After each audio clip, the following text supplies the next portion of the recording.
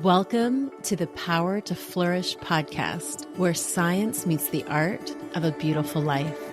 I'm Dr. Andrea Line, positive psychologist, giftedness expert and coach, and modern-day spiritual godmother to brilliant, deep-feeling women. This isn't just another self-help podcast.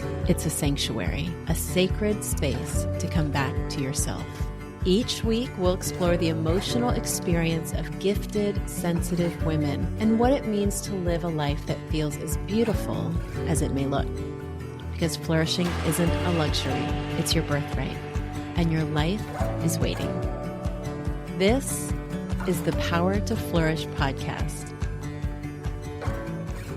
Today's episode is such a special one for me because I am sharing my very first guest interview on the Power to Flourish podcast. And what a gift this conversation was. I can't wait for you to hear it. I had the absolute pleasure of sitting down with Niro Feliciano. She's a psychotherapist, bestselling author, and someone you've probably seen on the Today Show or read in the New York Times, Real Simple, or Oprah Daily. Niro has spent the last 2 decades helping people understand their minds, navigate stress, and build lives of real contentment. And let me tell you, I just felt like we were 2 peas in a pod. She does it with so much wisdom, warmth, and honesty. She's the author of 2 books, This Book Won't Make You Happy, and her latest, which has just been released in time for the holidays, All is Calm-ish. 2 books I love for the way they blend research, real life, and practical strategies with an ease that feels genuinely supportive, especially during the holidays.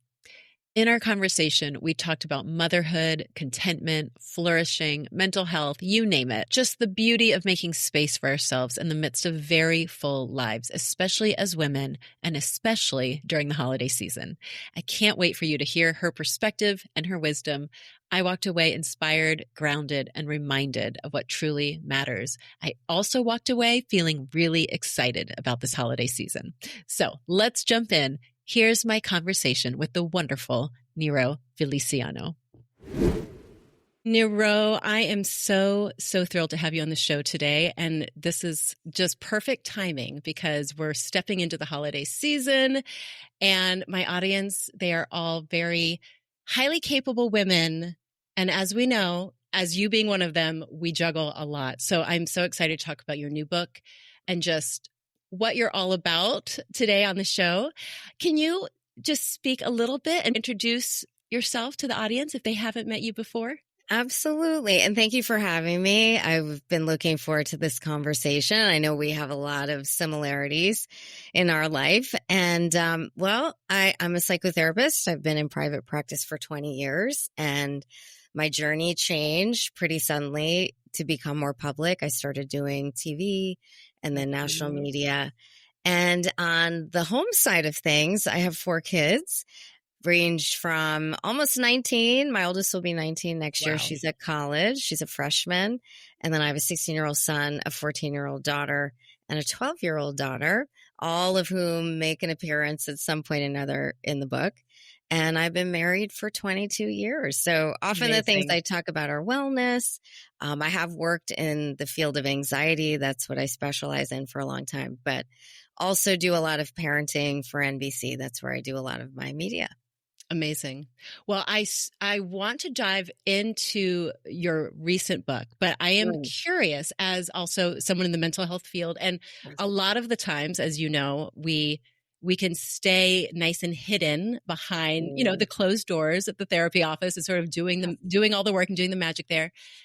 Can you speak a little bit about what your journey was? Because you said it's a little unexpected to go from that kind of work to such a public facing role and to be on national media and to be doing talks and writing books. That's a different trajectory than most mental health professionals typically take. So it's interesting because most of what I talked about is very scientifically based, and I have research to back up most of everything that I talk about. If it's not proven, a lot of times I don't speak about it. But my personal journey is very much faith-led.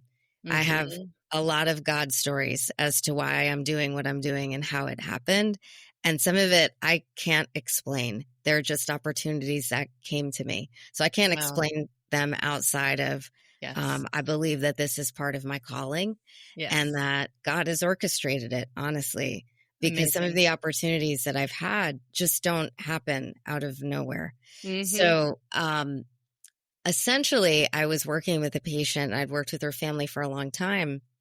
And she had said to me, Niro, I think your message needs to get out to more people. You've helped our family a lot. And I know a producer at the Today Show. I went to high school with her. I'd love to connect you with her. And at that point, I had done no TV, nothing. And I had spoken with her and she said, hey, can you write a pitch for something around the holidays, something that you talk about? And I Yeah. said, sure. So I wrote a pitch. I gave it to her and it got the attention of a senior producer at the Today Show who now I know. And I also know how hard it is for a senior producer to write you back. And she had written me back right away and said, have you done any TV? And I said, no, I really haven't. This was not something I ever thought about, Yeah. nor did I have a book at the time. And she said, well, you know what? Just keep in touch. We like this, but keep in touch. So I said, okay. And within the next year, I had another friend say to me, I have a good friend who's a media coach. I think you should do TV. Let me connect you with her. And an acquisitions editor from a publishing company said, I heard you on an interview. Are you thinking about writing a book anytime soon? So when I say these opportunities came Yes. to me, I was Yes. not looking for them. Right. I was just trying to do whatever was in front of me as best I could and as faithfully as I could. Yes. And then the door started opening to more. That's so beautiful. That's so beautiful. And you don't know this, but because you don't know me that well, but Yes. I so similarly to you, I'm always someone that says, I love science and I will quote the science and I'm all about, let's look at the data. But there is that space outside of what science can always neatly and nicely explain, at least at our current understanding of things, where there are no answers really, other than, if you have a faith or if you believe God is doing some things behind the scenes. So that is such a beautiful, beautiful story. And I'm so excited for you. And this is your second book, actually, right? It is. Yeah. Okay. My first book. The interesting thing is my first book actually came from the inspiration of my second book. I'll explain that. So it was, I think, 2017. I did a conference, and it was Advent related, so holiday related for about 600 women. And I talked about contentment during the holidays and how it's really elusive and it's hard to find. And we don't even really think about our joy as women. We're busy creating it for everybody else and checking off the to-do list, which is 10 times longer during this time of year. And I gave a talk on how to find contentment during this season.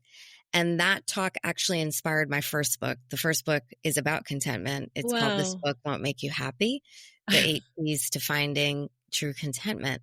So it came out of a holiday talk. So after that book came out, my editor came to me and said, hey, what about that holiday talk? Do you want to do another book on that? And my first reaction was no, I don't ever want to write another book again because it's a lot of work. It's a lot of work. Yeah. But the more I thought about it, I thought this is the time of year where everything comes to the surface. Not only are people at their maximum bandwidth, but hard things that they deal with throughout the year: grief, loss, divorce, financial stress, illness. They don't stop for the holidays. So how do you find joy in the midst of those life-altering situations? So I thought, let me put it in a book, and it's not just for the hard things, for people going through hard things, but really anyone who wants to feel a little bit more grounded, find a little bit more peace during this time of year, and just be inspired to get into the holiday mood. That's what the book is for. And who doesn't want to feel that way? I think I know. We all, especially the women I know anyway, we want to feel that. And I happened to come across a post on Instagram you made, I think relatively recently. And this also, I think it's so beautiful because you embody your message, you live your message, right? That you had thought or hoped that this book would have been published a year ago. Yes. And that didn't happen because of whatever life circumstances and challenges, right? And so even, again, just modeling, I don't know if you want to speak to that at all, but just that lived, you're walking your talk. You're not just, taking that academic knowledge or even practical knowledge from your clinical experience and putting it in a book. Sure. So the book actually was supposed to come out a year ago. That was my deadline. And when you have a deadline for a book, it's usually a year before your publication date. So that deadline would have been 2 years ago. And at the time, my youngest daughter, who was 9, was really suffering from some debilitating anxiety. She actually had a phobia called emetophobia, which is a fear of throwing up. And for kids, it's the most common phobia that's presented in therapists' office since COVID. It's very common, and many children never get over it. They carry it into adulthood. In fact, I was just doing a wellness event, and I was talking about this, and an adult came up to me and said, I still have that. I've had that since I was a child. So I knew the probability of her actually getting over it was really low. But that was the time it really started to affect her life. She didn't want to go to school.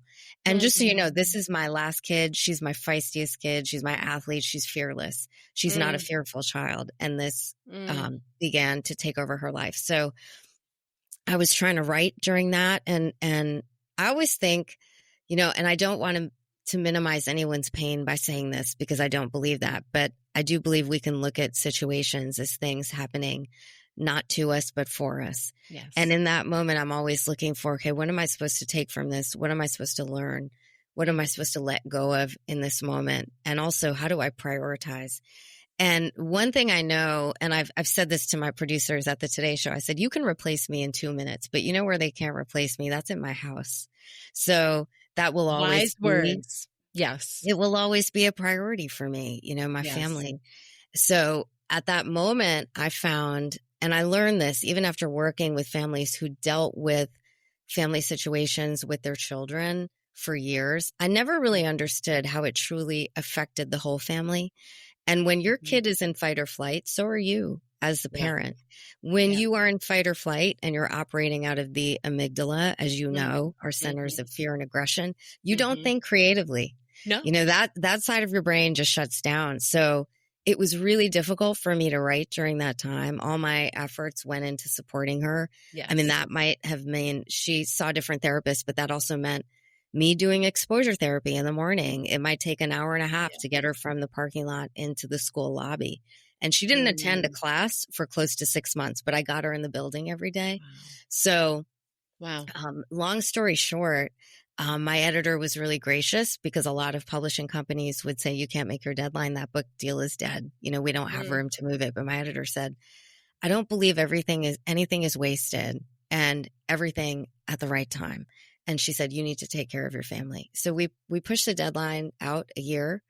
And I really learned during that time, because that was during a holiday too, what it meant to choose joy. Yeah. Not necessarily feel joy, but choose joy. Yes. And then how the feelings will follow. So I told my daughter, you gave me good content for the book, for stories in it. And, you know, it was a hard time. And I definitely didn't do everything like a parenting expert and a therapist. I remember one time she said to me, Mama, it's because of me you can't write. Oh. And I'm someone who's used to making my deadlines and getting to my goals. And I was really frustrated that day. And I said, yeah, it is because of you. You know, I wanted her to know this is hard for me too. And, you know, later on, I took that back, you know, because repair is always important when these things occur in our relationships. And I said to her, you know, Carolina, maybe the right time for this book is actually a year from now. And maybe you're the reason that I'm actually going to be then back on that right timeline at a time where it will be more of a blessing to other people. Maybe you're the reason that that's going to happen. And she liked that explanation a lot better than the That's so good that you were able to say that in the moment. Well, and my mind was going to even now in this moment now in the holiday season of 2025, that your book, I am sure now is enriched. It is, because you did have to live that out, just that next level kind of lens through which you could write and finish the book, right? So she was a gift, even though and I had some things early this year too. And I think always like, how is this? I know in retrospect, I will look back on this and the lessons learned are going to enrich, you know, wherever I am in my life now. But it is hard to do when you're in the throes of it. Yeah, it is. And especially when you have those things contingent on you, these opportunities that conflict with whatever's going on in your personal life, which is also why, I mean, one of the messages I talk about often is this idea of work-life balance doesn't exist, especially when you have people depending on you. Yeah. Consistency and balance is not what we're sold it should be. It's actually quite different. You have to have that flexibility and that resilience to move through things. Yes. So I do talk about that a little bit in the book. Not so much work-life balance, but what it means to kind of reframe your situation and find perspective even when life is not so joyful. Yeah. Well, on that note, I love hearing all the stories, though, just the context behind, this book being written, because I think anyone can pick up this book, and I hope they do.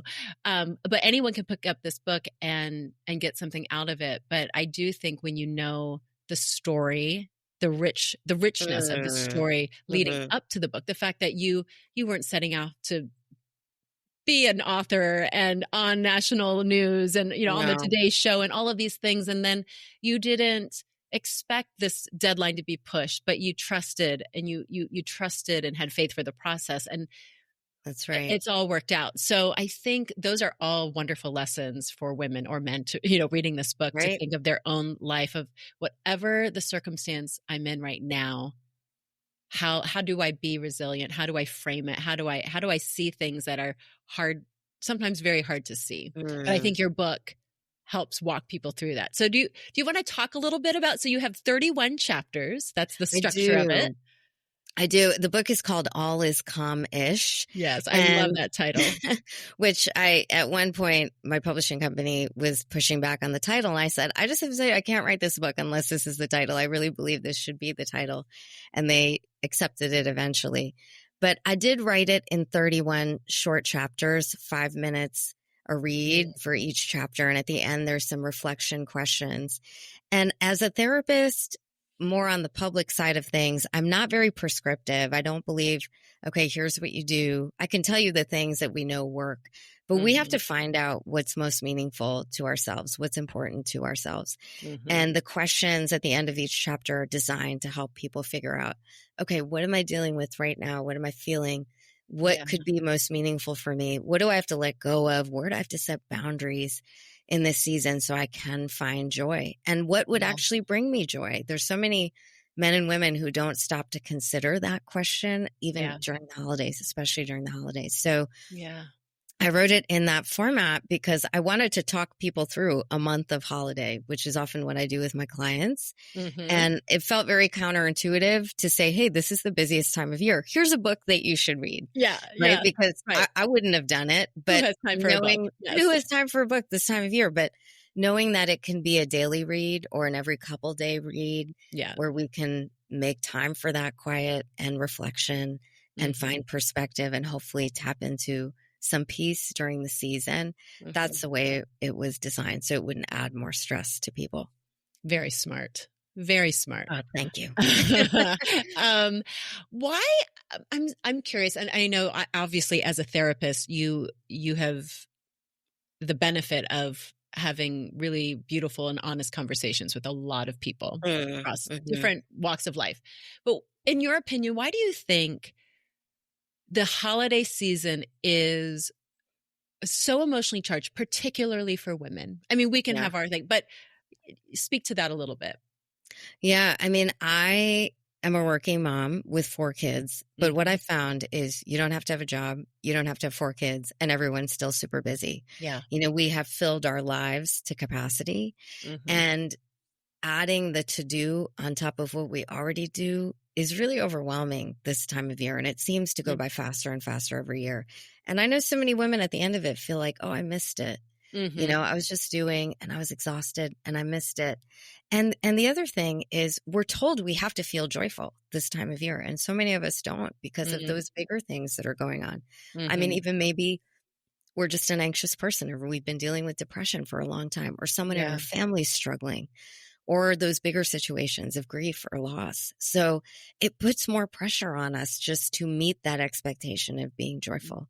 So the book hopefully speaks to the fact that it doesn't have to be big things that bring joy. Peace could be more of a priority than joy this time of year. We Mm-hmm. can do less. I loved this last wellness event I did was actually very extraordinary. It was a river cruise in Europe on the Amazing. Danube River, which was amazing. And it was 150 women who worked in the travel industry. And for the first time, I lived with the people who I spoke to for days. Yes. Oh, you know? interesting. It was really interesting. That. It was. And I did 2 talks and a panel. So we had so many conversations in between those events. And the one thing I got from many women was you gave us permission to actually spend time thinking about ourselves, and you gave us permission to do less and encourage us that it would still be good. You know, it would be beautiful. It could be joyful, but we don't have to check all the boxes. Yeah. And certainly every holiday doesn't have to look the same. Mm-hmm. You might not have the energy that you did last holiday. Your family might look different this holiday. It's okay to do it differently. You don't have to hold yourself to the same expectations. You have to figure out what would serve you this year, what would be most life-giving to you and your family this year, and then make your choices accordingly. Yeah. I think that's such a beautiful way to frame it.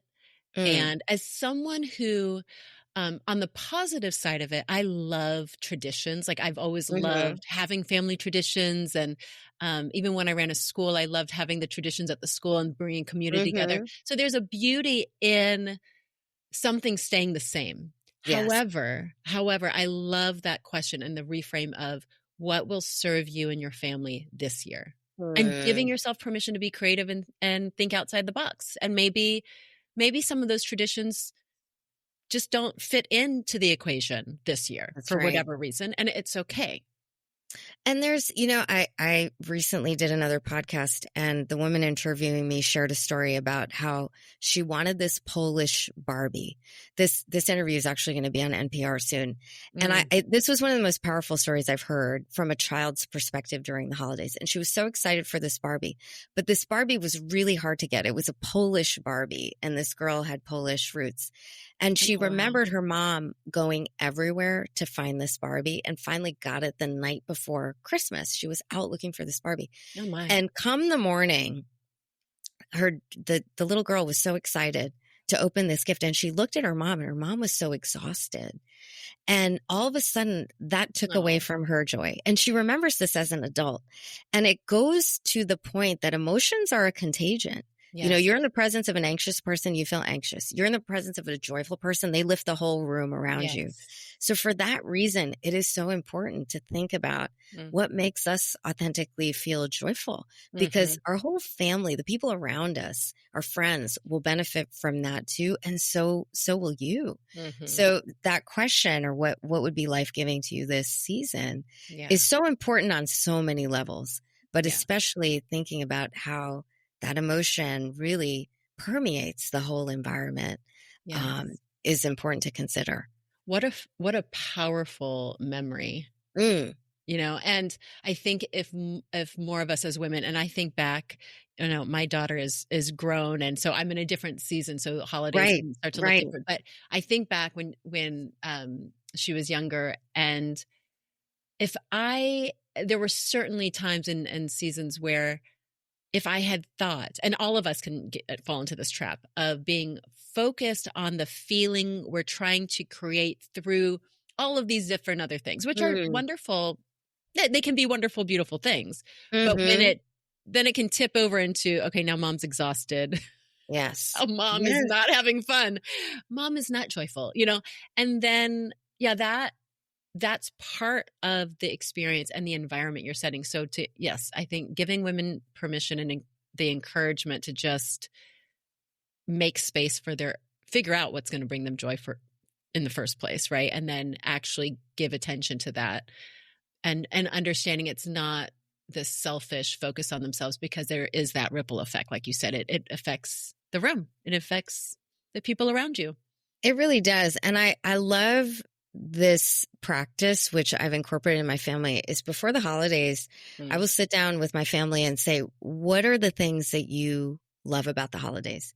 What do you want to make sure that we experience? And we have 6 people in my family. Prioritize. Yes. Because some of the things that you think are going to bring them joy may not be that high on their priority list. Right. And those could be the things that tap you out. you know, and Right. then make sure that your thing is on that list. And when I've asked my family this, the things that they tell me are surprisingly simple. They love a family movie night. They love our Mhm. family PJs, you know, when we Mm. get those on some Mhm. years. They love baking one specific kind of cookie, not 12 different Right, kinds, right, you right. know? This is their Yes. favorite. And when I hear that from them, I was like, okay, you know what? That's doable. And if everybody gets something, that's enough. That's Yeah. enough. And sometimes I'm lucky they overlapped. Yeah, So right, you right. kill two birds with one stone. So Yes, that's really yes. helpful too. So I Yeah. really encourage people to have that conversation and then get a perspective, because as they get older and as we get older, what brings us joy might change a little bit. Mhm. So it's okay to change up the way we do things. Absolutely. It's so powerful.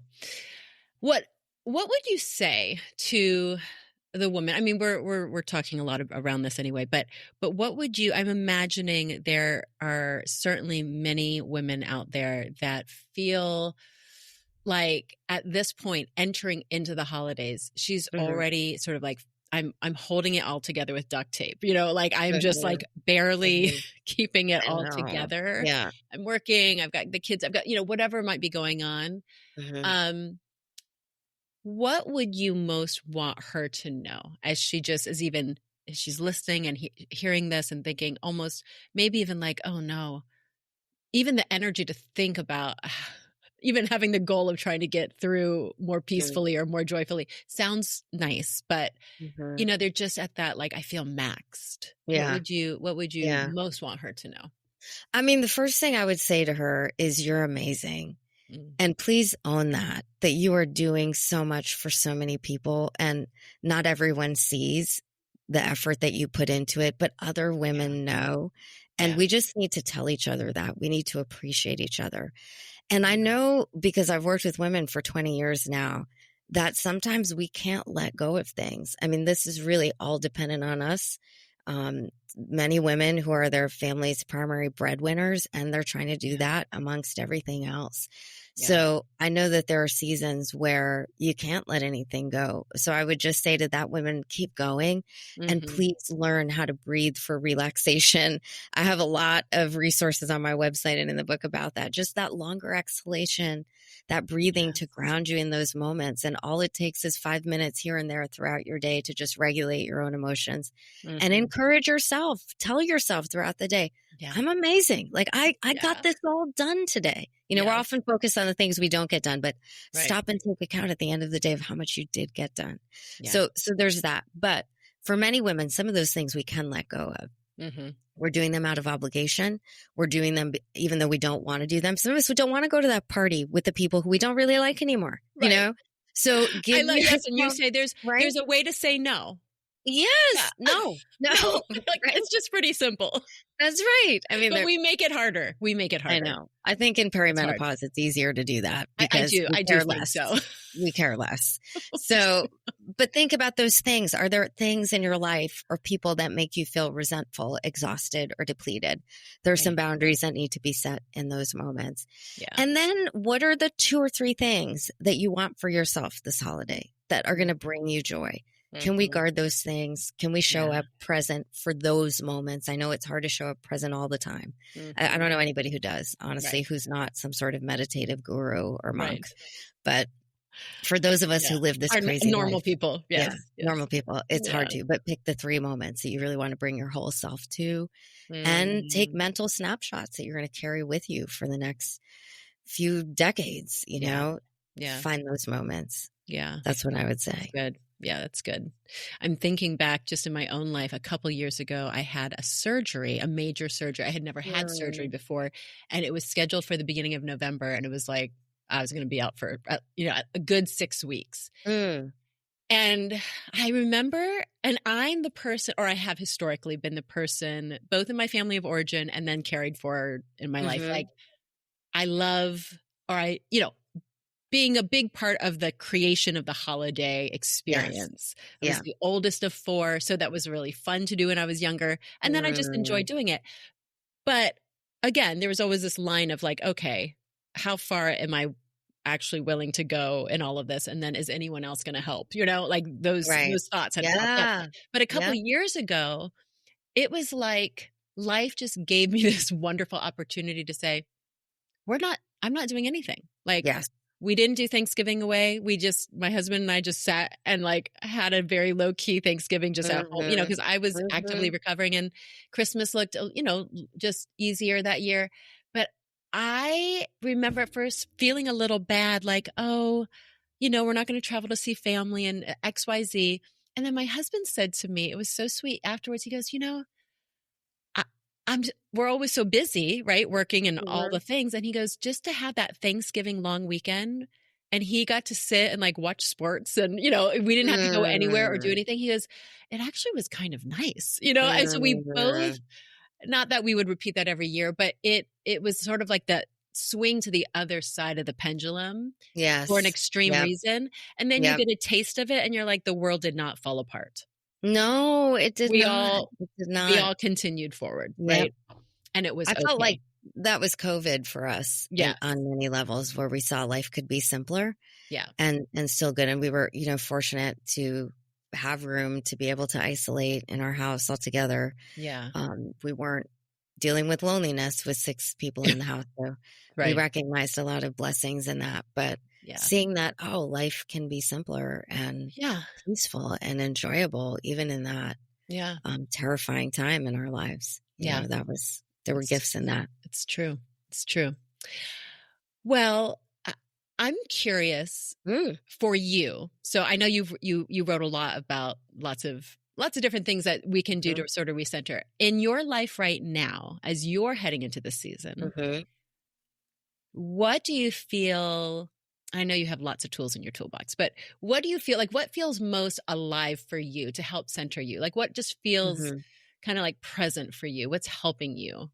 Yeah. Because you've got a busy schedule right now too. It's really crazy. And I probably didn't think that out, that do I really want to promote a book during the holidays when I'm telling everybody to feel calm, right? Yeah. Calm-ish is very characteristic of my life right now. There may be another book that comes from this. Oh, you never know. Something grows from, the seed that planted for the next book. I am learning to set very clear boundaries, so that's a possibility.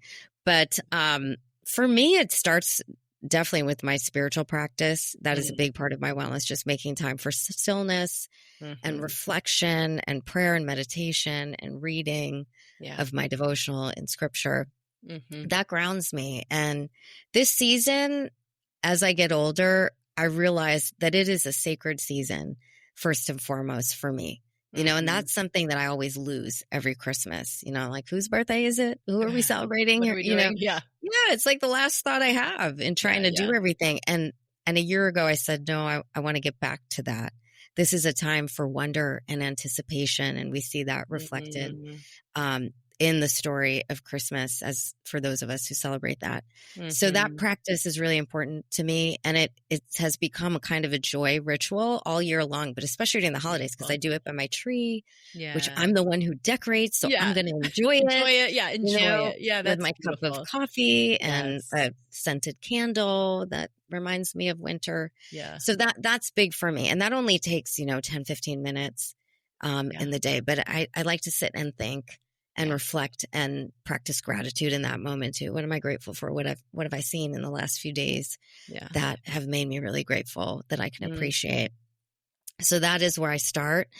And then I'm going to do my book this season. I mean, I wrote it over 31 days. Yeah. And I'm starting it next week, the week before Thanksgiving. And it's great. I gave people grace. I didn't write a reading a day. I just want you to read it over a month, whenever that month is. And it will take you from around Thanksgiving to New Year's Day. So I'm hoping that other people do it with me. I'll be on Instagram talking about it and what I get from the book as I do it, as I go through it. So that's neat. I'm excited for that too. I'm hoping that makes me feel well as well. Calm-ish. Yeah. Well, as you were painting that picture, I got really excited. And I thought, I can't wait to put up the tree and get my coffee and open the book and go through the days. And thank you. Thank you. I It's love that really image fun. of other women making time for themselves to do that Yeah. too. And I know it's so hard, and it doesn't have to be the morning for people. Yeah. It could be 5 minutes during your lunch hour or before you go to bed or whenever you Yeah. have that moment. But I think the key is to intentionally carve out time for yourself, for your Yes. own peace of mind. Yes. Yes. It is an investment, Yes, a worthy investment. it is. And for many women, when I talk about self-care, it's not enough to motivate them to do it. But we have research to show that emotion regulation that we receive when we have self-care habits and real Mhm. habits, not just a manicure here and there, but Right. we're integrating wellness into our daily life. That is most modeled by our kids into adulthood. That's where Absolutely. they see what is normal. Yep.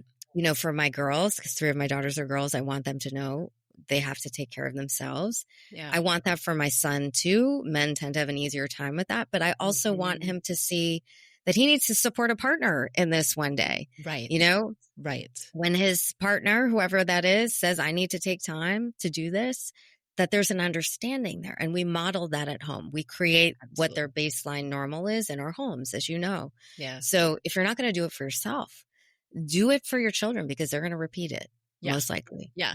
No, it's so interesting that you say that. And I think it's really fascinating that even with the sort of I feel like there was this wave in the last several years of Mm, people talking about self-care in a way, especially women, in a way that they really hadn't, maybe even before. pre-pandemic, and Hmm. so there's more focus and there's more talk about it, but it still does seem, at least for many women, to be like this sticking point. Like it's just, there's something hard about Mm, prioritizing that. But I know in my own work with, working for many, many years with families and moms in particular, that, yeah, sometimes even if they can't find the motivation to do it for themselves, usually your children usually are, if nothing else, I say tap into that motivation. that's And right. you can start there, right? And then Hmm. once you start doing it, oftentimes then what can follow is that more internal motivation to take care of yourself, not just for your kids, but just because then you realize, oh, I feel better. This is It's this so is much true. better. It is really so true. And I think about the life I want my kids to have. You Mm, know, I want them running at maximum bandwidth, yeah, not having time for themselves, not feeling joy? No. right. So if we want them to have a life like that, we have to model it for them as best as we can. As I best as we know we can. all have our limitations and Yeah, situations, but at least let them see moments of it. yeah, So yeah, yeah. you're It's, totally right about that. it's beautiful. It's the emotional, that emotional and psychological legacy. That's what I like to think about. Just sort of like through Yes, the I love that. generations. Yeah, it is Mm, part of the legacy. Um, yes, that's a beautiful way to put it. An yeah, emotional and you know, psychological legacy. That's Yeah. powerful. Yeah, I think Yeah. about that a lot, and especially now, as I mentioned to you earlier, I have a granddaughter, so there's Yes. I've always been a very long-term thinker, like thinking children, Mm. thinking future Mhm. generations, but Mhm. now when it's becomes more tangible, Right. it really it's impactful. Like the Mm-mm. things that I want to make sure, even if I wasn't able to model it the way I wish I could have as a younger Mhm. mom for my daughter, like Mhm. there's always, like you said, there's always second chances. There's always repair. There's Yes. always, and Yes. her generation and culture they're growing up as women, young women, sort of, looking at the way things have been done for, my generation, and just Mm. I think reflecting on that and really asking the question of, what do I want my life to feel like and Yeah. look like, Mhm. and build upon what generations of women before have been trying to, like, we've all been trying to figure it out, Yes. every evolution of it. And we're at I think, an interesting time now for younger women to really, and your children's age, right, to start Mm. to do things differently earlier. Like I see Right. my daughter making choices earlier that it took me longer to get to. But I think that's just usually Absolutely. what often happens, right? Right. Generational. And I think part of the reason we don't make time for it is we think self-care is a girl's weekend or a massage or a manicure. And one thing, all those things cost a lot of money. Right. And we can't do them regularly, and No. that's not what real self-care is. It's about caring for your soul and your spirit and incorporating some sort of exercise. Yeah. And one thing I read about in the book is my new mantra is anything worth doing is worth doing a little. So you can't go for a 45-minute walk, go for a 5-minute walk. Just I love that mantra. Yes. You know what I mean? You know, have the coffee with a friend, and spend 20 minutes. If you can't, spend 3 hours. Yes. So those kind of things become collectively a life of self-care. So it's not necessarily what we think, what we've been told self-care is, but it's rather creating habits so we are living a life that we don't feel like we always have to escape from. Absolutely. To other things. Absolutely. And I'm thinking in my mind, as you said, right, it's not all manicures and massage. No. I'm sure if we did a poll, there are plenty of women out there getting their manicures who are not feeling necessarily happy and fulfilled in their life. So not that manicures are bad, but just it's not the end all be all. It's not really the deeper self-care that you're talking about. Yeah. If you enjoy them, that's great. Right. Personally, they stress me out because I feel like they're talking about me because I'm very picky about what my nails should look like.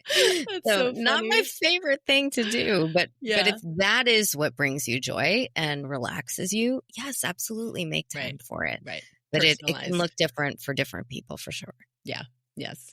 Well, this has been such a lovely conversation, and I feel I was already excited about the holidays, but again, just having this conversation and setting the tone for the holiday season and just being so intentional, I feel like I'm looking forward to it even more because I think that there's also this sense of, and I hope everyone listening can sort of feel this, of agency, right? Like a reminder of our ability to choose. We get to choose. We get to create. We are not we don't have to be at the whims of whatever we think our families or our culture or whatever tells us. We can actually choose exactly how we want to experience to the best of our, within the confines of reality, but we get to navigate that. So I'm excited about the holidays, just talking about it. I'm so glad to hear that. And thank you for this conversation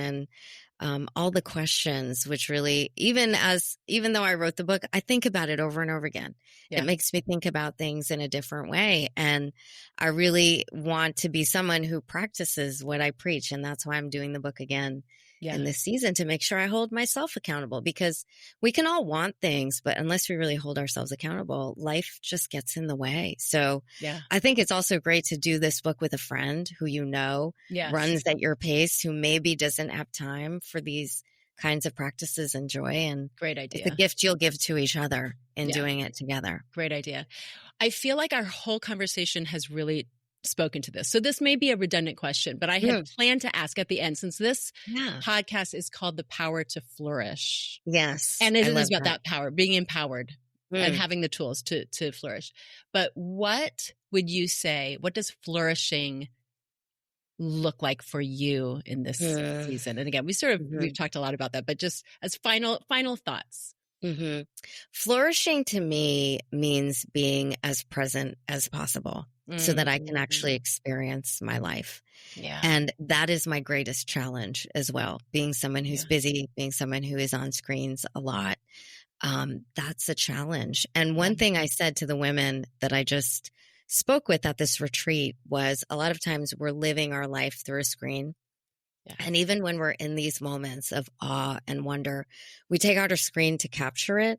What I told them is that's fine, because here we are in Europe in this beautiful location and they want to remember these things. I said, but just take 5 minutes for you. Not 5 minutes, 5 seconds for you to take in the awe and wonder of the moment and make it a moment just for you, where you are fully present before you start to experience through the lens of a screen. Think about savoring it before we save it. And that, I think, will lead to feeling like we are flourishing in our life, the more present that we are. Yes. So that's what I would say it is. for me. Agreed. And I remind myself all the time when I want to take a picture, I'm like, it Mm. never looks as good in the picture as it is right now. In real life. Never. It's never the same. Never. And we're never going to go watch all those videos again at your kid's concert. No one wants to hear every single song again. It's true. It's so take true. a little snapshot and then put the phone down and enjoy it. Take it in. So good. So good. Oh, well, thank you. Thank you for your presence. Thank you for your presence. Thank you for your wisdom and sharing this work that has come through lived experience and all your professional experience. It's a joy to talk with you, and I wish you the best on the rest of this book launch journey and the holiday season for you and your family. Thank you so much, and happy holidays to you too. Thank you for having me. Wasn't that such a breath of fresh air as we head into the holidays? I know I am leaving that conversation feeling a little lighter and honestly a lot more excited about the weeks ahead. There's just something powerful about pausing long enough to remember what really matters, how we want to feel, what we want to carry, and what we can lovingly set down. I hope Niro's wisdom met you in a meaningful way today, and I absolutely hope you'll check out her new book, All is Calmish, and join her 31-day journey. It is such a beautiful guide for navigating the season with more intention and grace. And if you're longing for a deeper reset, a space to breathe, recalibrate, and reclaim your energy before the calendar gets going, I would love for you to join me for my first virtual holiday workshop, The Gift of Rest, happening November 19th at 12 p.m. Eastern. It's going to be such a nourishing hour together. You can find links to sign up for that workshop as well as Niro's book and where to find her in the show notes. Thank you again so much for listening today. I am grateful for you. And until next time, keep flourishing. Thank you for listening to the Power to Flourish podcast. I hope today's conversation left you feeling more seen, more supported, and more deeply connected to yourself. And if this episode resonated, would you take a moment to subscribe, leave a review, or share it with a friend? It's one of the best ways to help this work reach the women who need it most. You'll find show notes, links, and resources from today's episode at powertoflourish.com. And now just a quick reminder, this podcast is for educational and informational purposes only. It's not therapy, medical advice, or a substitute for professional support. And listening doesn't make me your therapist or doctor, though if you're looking for a coach, you know where to find me. All right, beautiful one, that's it for now. Until next time, trust yourself, honor your gifts, and keep flourishing.